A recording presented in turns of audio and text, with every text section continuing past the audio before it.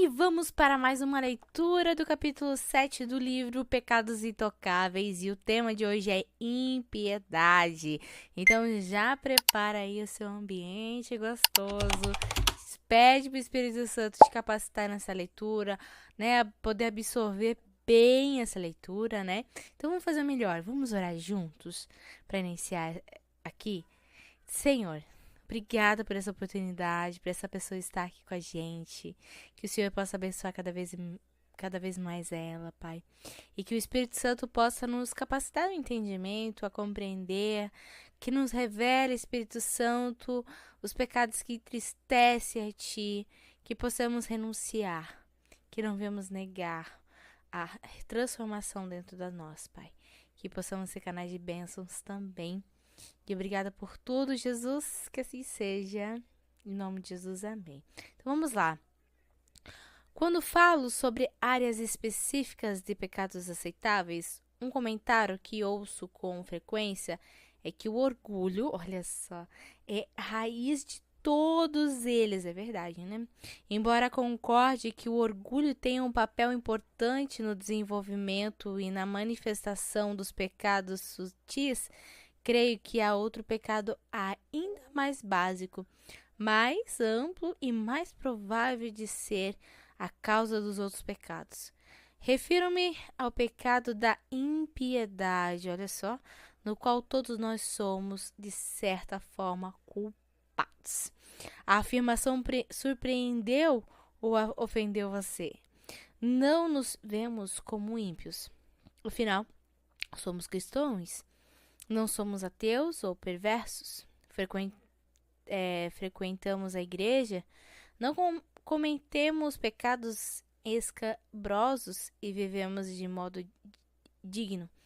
Em nosso entendimento, ímpios são aqueles cujas vidas são um poço de pecados. Como estão, posso dizer que todos nós cristãos somos, até certo ponto, ímpios. Em desacordo com o pensamento geral, impiedade e perversidade não são a mesma coisa. Alguém pode ser escrupuloso e respeitável e, mesmo assim, ser ímpio. O apóstolo Paulo diz em Romanos 1,18: pois a ira de Deus se revela do céu contra toda impiedade e injustiça. Observe que Paulo faz distinção entre impiedade e injustiça. Impiedade descreve a atitude contra Deus, enquanto injustiça se refere ao pecado cometido em pensamentos, palavras ou ação. Um ateu confesso, ou mesmo alguém com uma mentalidade secular, é evidentemente ímpio. Todavia, há muitas pessoas decentes que também são ímpias, embora afirme acreditar em Deus. Impiedade pode ser definida como viver sem pensar, ou pensar pouco em Deus, ou na vontade de Deus, ou na glória de Deus, ou na dependência de Deus.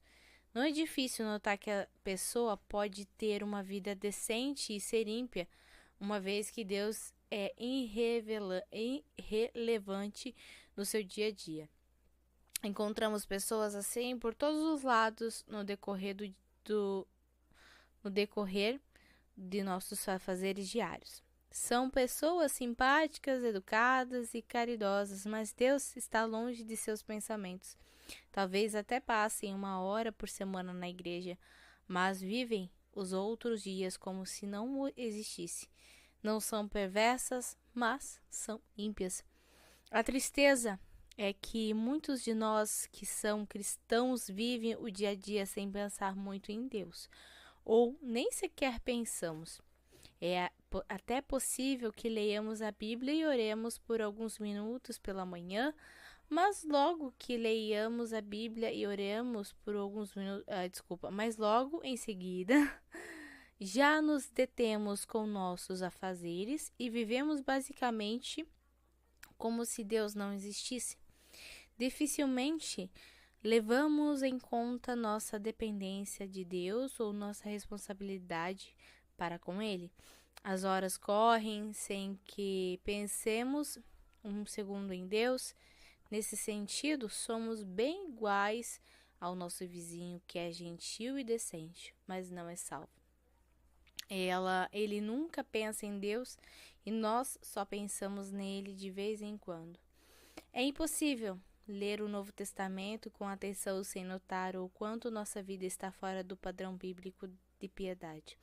Afirmei que dificilmente levamos em conta nossa dependência de Deus. Sobre isso, medite nessas palavras de Tiago, do Tiago 4, do 13 ao 15. Agora prestai atenção, vós que dizeis, hoje ou amanhã iremos a tal cidade. Lá passaremos um ano, negociaremos e teremos lucro. No entanto, não sabeis o que acontecerá no dia de amanhã. O que é a vossa vida? Sois como uma névoa que aparece por pouco tempo e logo se dissipa. Em vez disso, devieis dizer, se o Senhor quiser, viveremos e faremos isto ou aquilo. Olha só. Tiago não condena essas pessoas porque fazem planos ou traçam negócios lucrativos. Condena o fato de as pessoas não reconhecerem que dependem de Deus para a realização de seus planos. Vivemos planejando uma coisa ou outra. Na verdade, não conseguiremos viver nem fazer as coisas mais simples da vida sem algum planejamento. Apesar disso, quase sempre agimos como as pessoas às quais Tiago se dirigiu. Nós também fazemos planos sem reconhecer que dependemos totalmente de Deus para torná-los realidade. Esse é um modo de impiedade se expressar. Da mesma forma, raramente pensamos na prestação de conta de nossos atos a Deus e na responsabilidade de vivermos conforme sua vontade moral revelada na Bíblia. Isso não significa que estejamos mergulhando em pecado. O problema é que dificilmente consideramos a vontade de Deus e quase sempre nos contentamos em evitar os pecados gritantes. Paulo, contudo, escreveu aos cristãos de Colossos, em Colossenses 1, do 9 ao 10. Portanto, desde o dia em que soubemos disso, nós também não cessamos de orar por vós e de pedir que sejais cheios de pleno conhecimento da sua vontade, em toda a sabedoria e entendimento espiritual. Assim, oramos para que possamos viver de maneira digna do Senhor, agradando-lhes em tudo, frutificando em toda boa obra e crescendo no conhecimento de Deus. Observe como a oração se concentra em Deus. Paulo desejava que seus leitores fossem cheios do conhecimento da vontade de Deus, ou seja, de sua vontade moral. Desejava que vivessem de modo digno de Deus e agradando-lhe em tudo, e orava por isso. A oração centrada em Deus é assim. Paulo desejava que os colossenses fossem cristãos piedosos. Tenha em mente que os crentes de Colossos não eram supercristãos, eram pessoas iguais a nós, vivendo dia a dia em uma sociedade bem pior do que a nossa. Mesmo assim, Paulo esperava que vivêssemos vidas santas e orava para que isso acontecesse. Será que oramos por nós mesmos?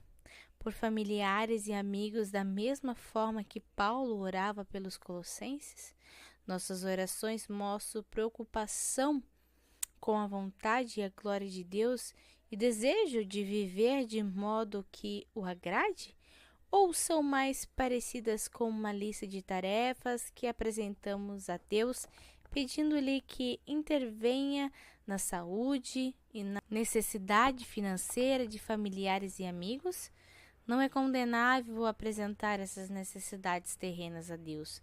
Na verdade, esse é um modo de reconhecermos que dependemos dele diariamente.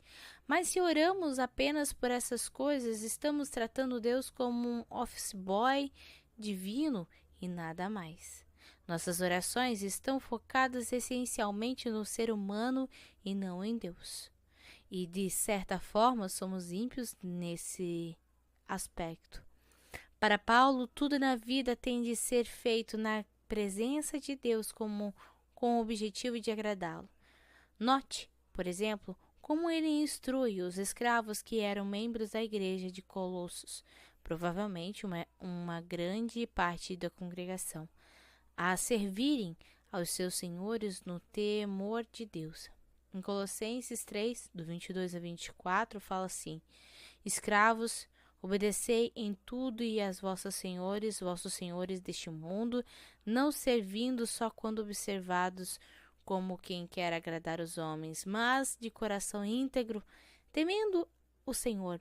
E tudo quando fizeste, fazei de coração, como se fizesse ao Senhor e não dos homens, sabendo que recebereis do Senhor a herança como recompensa, servi a Cristo o Senhor. Sua admoestação para que fizéssemos tudo de coração, como se fizesse ao Senhor e não aos homens, apresenta uma regra por meio da qual buscamos viver de maneira íntegra em nosso trabalho e profissão. Mas quantos cristãos tentam seguir essa regra no viver diário?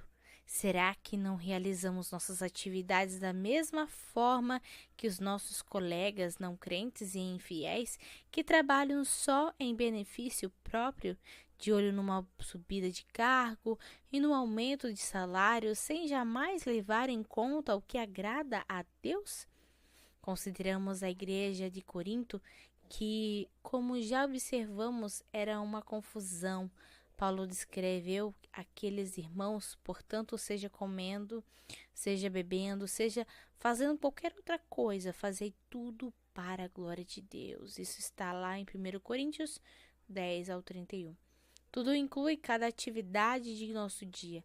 Não devemos só comer para a glória de Deus, temos de dirigir o carro para a glória de Deus, temos de fazer compras para a glória de Deus e nossos relacionamentos têm de ser para a glória de Deus. Tudo o que fizemos tem de ser feito para a glória de Deus e essa é a marca do cristão piedoso. Mas o que significa fazer tudo para a glória de Deus? Significa que faço as refeições, dirijo o carro, vou às compras e relaciono-me com as pessoas que tendo dois objetivos em mente. O primeiro é fazer tudo de modo que agrade a Deus. Quero que Deus fique contente com o meu jeito de realizar até as coisas mais simples do dia a dia. Assim, oro pelas circunstâncias que me aguardam, pedindo que o Espírito Santo dirija meus pensamentos, palavras e ações de modo que agradem a Deus. O segundo objetivo é que todas as minhas atividades honrem a Deus perante os outros. Jesus disse: assim resplandeça a vossa luz diante dos homens, para que vejam as vossas boas obras e glorifiquem vosso Pai, que está no céu. Isso Mateus 5,16 está escrito lá. Em contraste, Paulo escreveu sobre os judeus soberbos de Roma: tu que te glorias na lei, desonras a Deus pela transgressão da lei? Pois como está escrito, por vossa causa e o nome de Deus é blasfemado entre as nações. Romanos 2, do 23 ao 24. Pensa dessa forma: se todas as pessoas com quem você interage no decorrer do dia a dia sabem que você confia em Jesus como Salvador e Senhor, suas palavras e ações estão glorificando a Deus perante elas? Ou será que não pensam o mesmo que um filho disse a respeito de seu pai? Se Deus é igual ao meu pai, não quero nem saber dele? Tomara que nenhum de nós seja igual a esse pai cujo tratamento abusivo que dispensava aos filhos era uma blasfêmia contra Deus.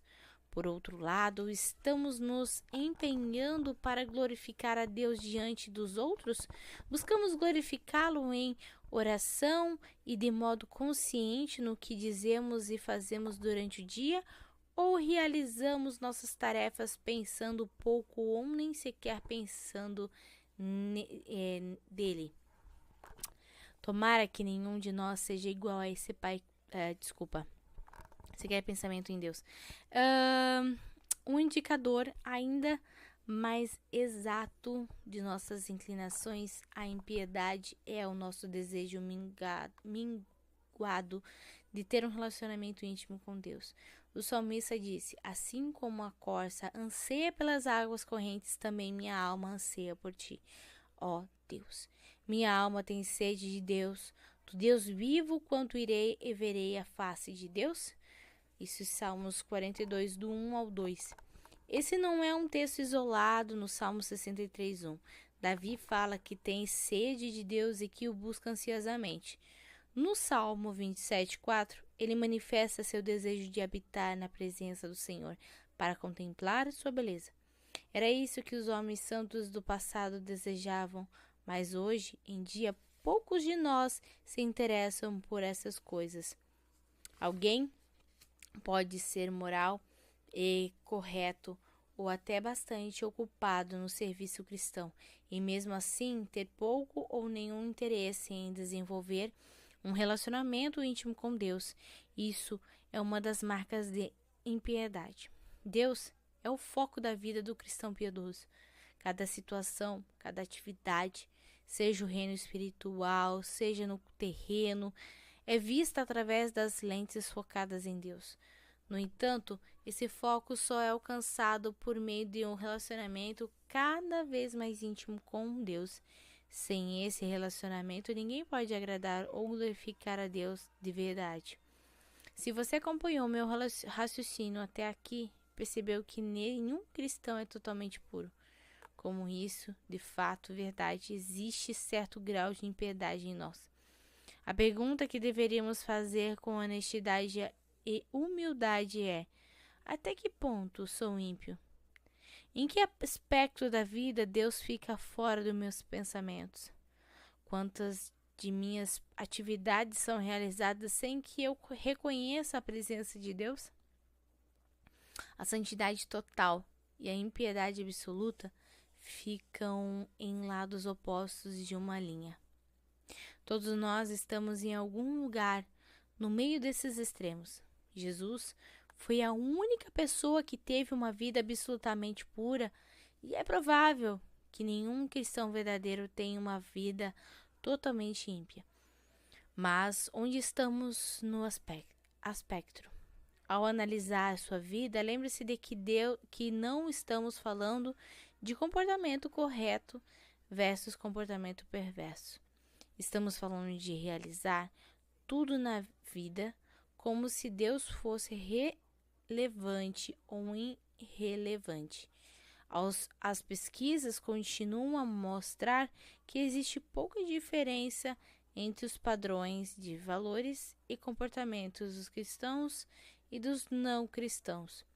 Por que é de isso acontece? Certamente isso evidencia que vivemos praticamente sem levar Deus em consideração ou sem pensar em como agradá-lo ou glorificá-lo.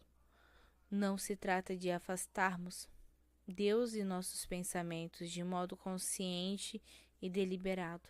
Simplesmente o ignoramos, ele povoa muito pouco a nossa mente. No início desse capítulo, afirmei acreditar que a impiedade é o nosso pecado fundamental, até mais do que o orgulho. Imagine como se o nosso orgulho desinflaria se, por exemplo, vivêssemos cada dia consciência de que tudo o que somos, tudo o que temos e tudo que realizamos é pela graça de Deus. Eu e minha esposa lamentamos o fato de duas pessoas que sempre foram simpáticas e honestas estarem se deleitando numa vida imoral.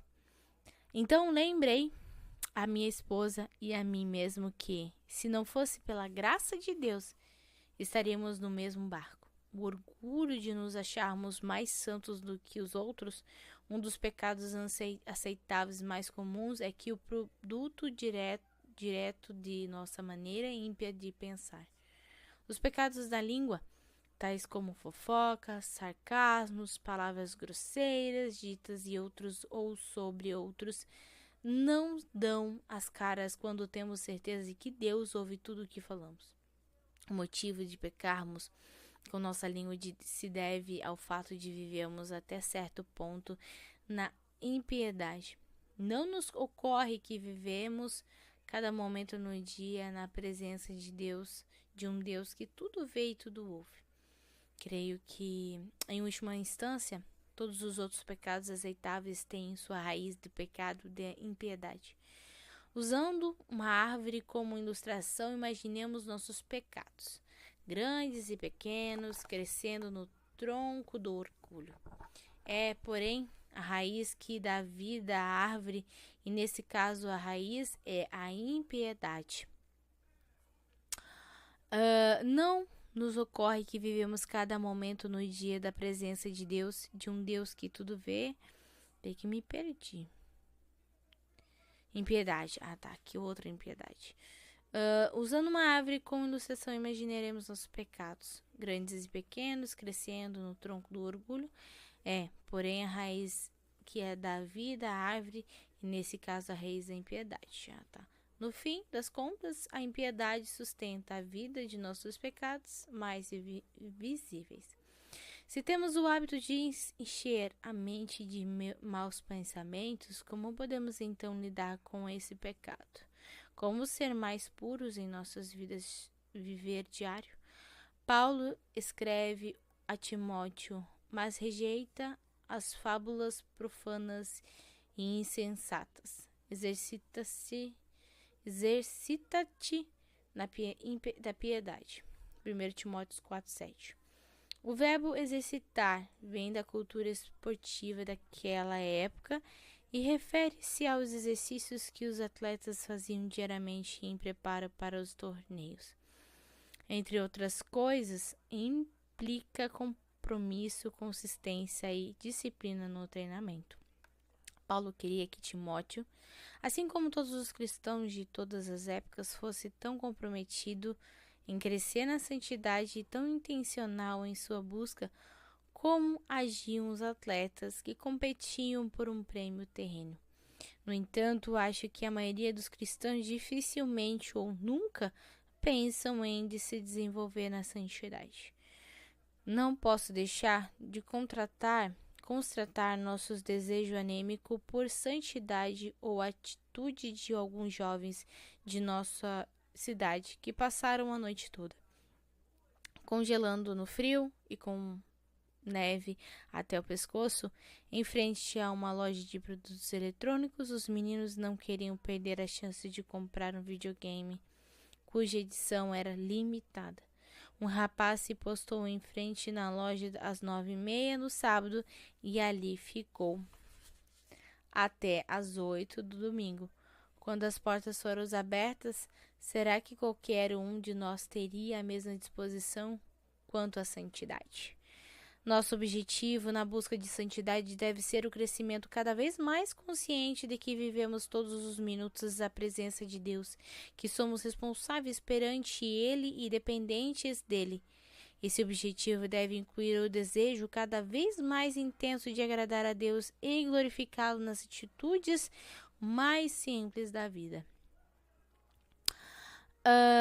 Naturalmente, o crescimento em santidade tem sua base no reconhecimento de que precisamos nos desenvolver nessa área importantíssima da vida.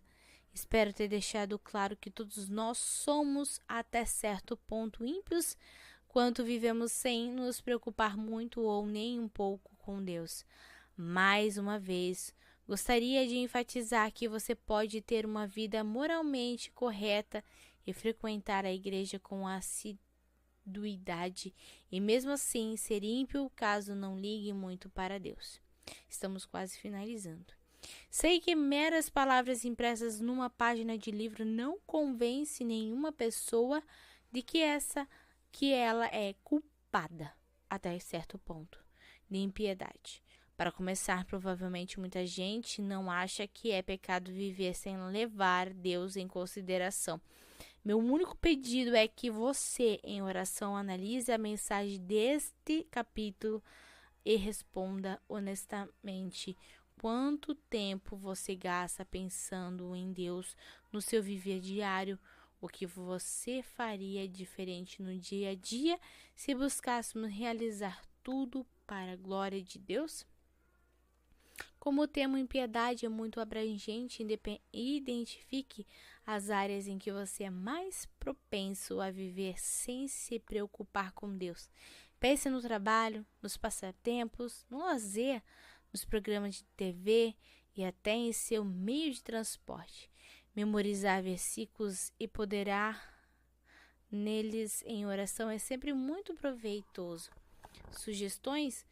1 Timóteo 4, 7, 8, 1 Coríntios 10, 31, Colossenses 1, do 9 ao 10 e do 3 ao 23, e Colossenses 3, 23, Salmos 42, 1 e 2, 63, 1 e 27, 4.